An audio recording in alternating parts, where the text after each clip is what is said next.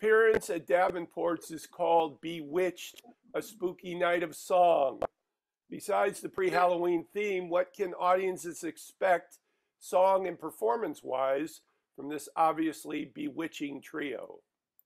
We're definitely bewitching. I mean, just look at us. I would say you're gonna see three beautiful and talented and smart women who all opera singers and all sopranos, and who can all sing really high and also sing low. We'll be doing anything from opera to musical theater to pop. Davenport's it's a small room. The piano is amazing. The sound in there is great. I mean, I just think it's a great experience for anyone who wants a really close, intimate evening with very talented ladies and the most accomplished pianist, Paul Dykstra. And I'm so glad that I have gotten to work with some of the best people and sopranos in Chicago. We're always recreating the show. We're always doing new rep, trying new ideas to keep it fresh and so it doesn't get predictable. And we always have a blast together, just like Kirsten was saying. And I'm sure the audience picks up on that and it's going to be fabulous. You know, one of the fun things about our shows is despite the fact that we're all sopranos and all, you know, sing a lot of the same aria repertoire, we all have very different voices and styles. And sometimes at our shows, I just listen to these two singing, I don't know, whether it's one of Kirsten's musical theater pieces, And This Is My Beloved, or Kim singing Summertime. And I'm bewitched just listening to them and hearing the tones that they can create. It's magical. I think that's one of the most special parts about our performances. All right. What is the origin of TRES BELLE, and how did you three connect, and how did the act come together? Well, I think about in 2014, we all knew this wonderful gentleman named David Booth. And because of him, I met Marisa. I'd never met her before because he always talked about this beautiful woman who was Miss Chicago at the time, who later became Miss Illinois. I did know Kirsten years ago, but we had not really kept in touch as much. And there was just one time, I think we were out to lunch, a few of us were, and I'm like, you know what, we should form a soprano group. And Kirsten joined a little bit later, and we have just had a great time ever since. We've done Bulls anthems for the Bulls. We've sung for Chicago Lyric Opera chapters. We've sung for places like Davenports, restaurants, private parties. Marisa, how did your singing performance path turn to opera, and how do you think the study of opera defines who you are? I don't come from a musical family. My parents were not musicians, though my dad has a beautiful voice. But I got involved in choir and the musicals in high school. I played Liesel in Sound of Music for my first ever stage experience, and I just fell in love. So, you know, when it came time to go to college, I decided that I wanted to pursue voice and fell into opera that way. And I would say that it's just that style of music, classical, is fitting for my persona. And also the styles that I love to sing. I also feel like classical foundation is the best kind of foundation for any kind of singing. I consider myself kind of like a popera singer, right? Like I like to sing, you know, Taylor Swift songs all the way to, I don't know, like Mozart and operatic repertoire, Puccini.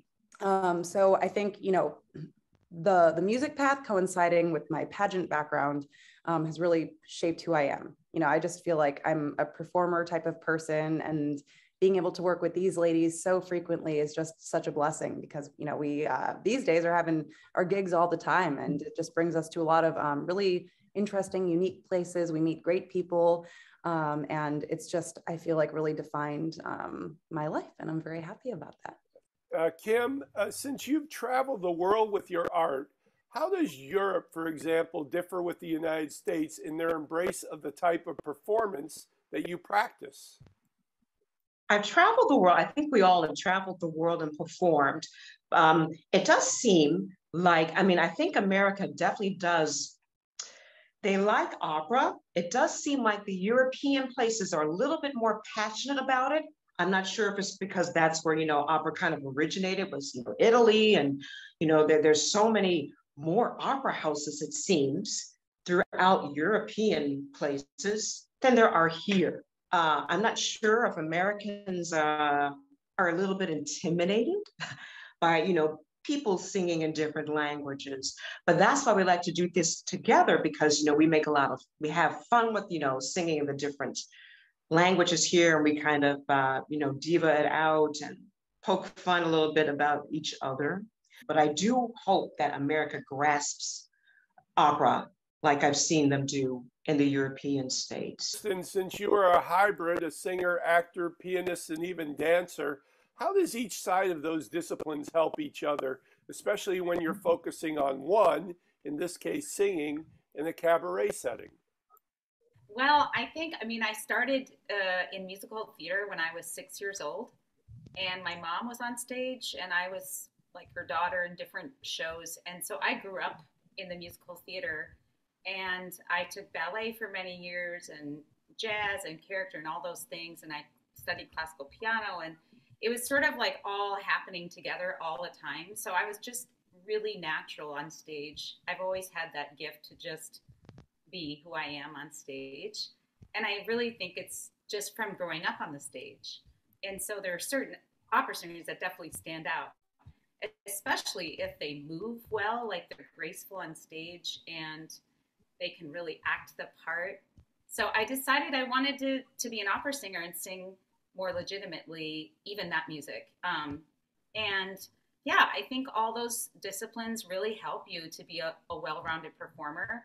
And I would say the three of us are pretty well-rounded. We're definitely, I'm assuming we're all triple threats. So this is to all of you, and you'll answer separately. What has been either your favorite Halloween costume or stage costume you've worn, and why do you think it best represents you? I think one of my favorite Halloween costumes actually was Sarah Palin years ago. It was hysterical because obviously I know I look just like her, but that was the most fun. And it was at the time she was running, for the vice president. So I had on a mini skirt and the glasses, the accent, and it was so fun because it was so different politically and visually from what I am. But I had a blast. That's great. So my favorite costume that I've done is actually Black Swan, like based on the movie Natalie Portman, when she's in that like beautiful and creepy kind of like black tutu with the face makeup. And I'm not like the best makeup artist, but I really put a lot of time into trying to perfect that cool like mask wing thing on her face. And then there's also an opera aria called Black Swan. So I've done that a couple of times in concert when I'm, in that costume, and we are performing that piece on Saturday. I'd have to say the outstanding one is when I lived in LA and out there when I was doing musical theater. My ex-boyfriend and I were Groucho and Harpo Marx. I was Harpo, so I couldn't speak or anything, and and I had the little horn. And it was so fun. I had a wig and a hat and everything. And actually, I'm a very vocal person, of course, but I'm also really physical. So it was really fun for me to be silent, and people loved it, and they didn't know who I was. So it was pretty cool. Well, why don't you guys give your best one sentence? I know this will be hard, Kirsten. One sentence pitch on TRES BELLE at Davenports. This is an evening not to be missed. Come see TRES BELLE. Sparkle.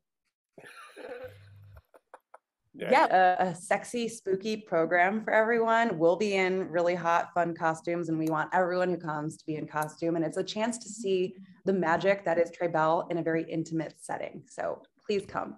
Come and see a trio of vivacious, brilliant sopranos who love each other and enjoy opera, musical theater, and pop music in a very intimate setting, accompanied by Paul Dykstra.